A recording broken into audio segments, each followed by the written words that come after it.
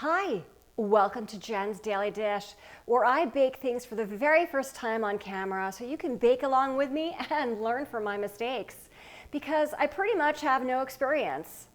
Well, okay, I've been baking for the past 2 years, but that's it. So that kind of counts as no experience, sort of. Today we're making Cacio e Pepe Scones. Yes, scones with cacio e pepe, which is cheese and pepper. We're using pecorino romano cheese and a whole lot of pepper in them, but scones come together so quickly. And you know, I've made so many sweet versions, it was time to make something savory. So let's do this, but let us not forget a fun song to lead us into it. Cheese, cheese, let's make scones now. Is there something more to say? This will surely make your day and make your taste buds all go, wow! Yeah, they sure will. You have a couple options here. One, do you have to use pecorino romano? No. Use whatever cheese you want, but make sure it's a hard cheese because that will just work better. Second option you have is whether or not you're going to stick your scones in the freezer for 30 minutes before you actually bake them. Here's the deal. Just like with chocolate chip cookies, hint, hint, put them in the refrigerator, or in this case, in the freezer for a bit to make the gluten just relax. Makes everything come together better and just makes for a better scone, or cookie in that case. Mix your dry ingredients, all-purpose flour, sugar, salt, lots of grated coarse pepper, baking powder, whisk.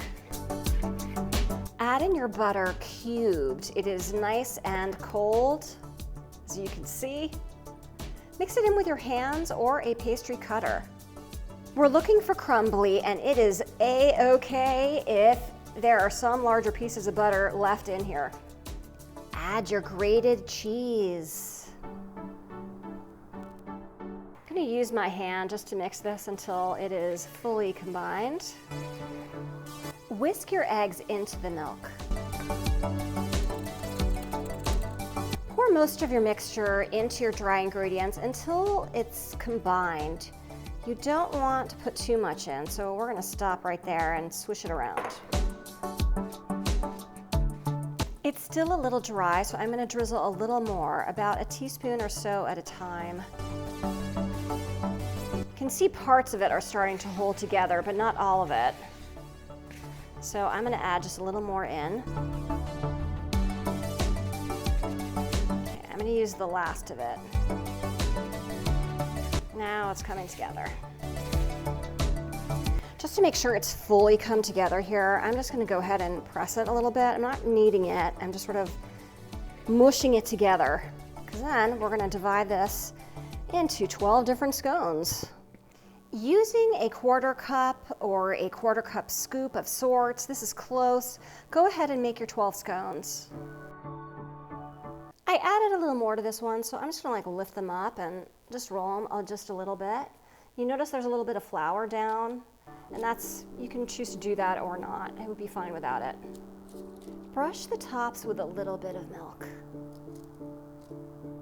This is optional, but sprinkle with additional cheese. I say yes. Again, optional, but feel free to sprinkle with a little bit of extra pepper. I'm putting mine in the freezer for 30 minutes. Again, optional, but you really should do it. By putting them in the freezer, again, it's going to relax that gluten, which will make for a more tender scone. It will also help them rise a little higher. All good stuff. While your scones are cooling in the freezer, preheat your oven to 425 degrees and get a rack ready in the top third of the oven. Into the oven for 18 to 20 minutes until they're a light golden brown. They are looking a lovely golden brown. Let's take them out. Ah, look at that. Let them cool for just a few minutes or so on your baking sheet, and then you get to eat them warm. I get to eat them warm. Look at that. You can see all that extra cheese on top and the pepper that I put on. They smell divine. My kitchen smells cheesy fantastic, but it's all in the taste. So let's find out. Ooh, yum.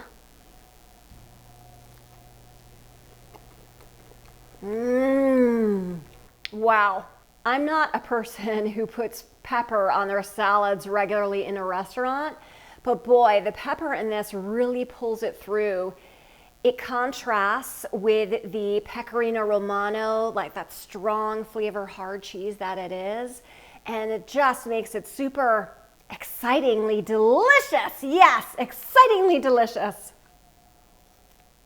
The scones are soft and tender. Thank you, freezer. And you can see how much they rose, quite a bit. Fantastic. These are delicious. Seriously, seriously delicious.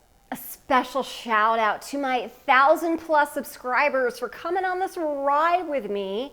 It has been such a journey, and I've learned so much thanks to you and your input and your comments and your recommendations. So thank you very much. If I can make these Cacio e Pepe scones for the very first time with you watching me every step of the way, you can too. Don't forget to like, subscribe, share with your family and friends, bake for your family and friends, and check me out on Instagram for so much more.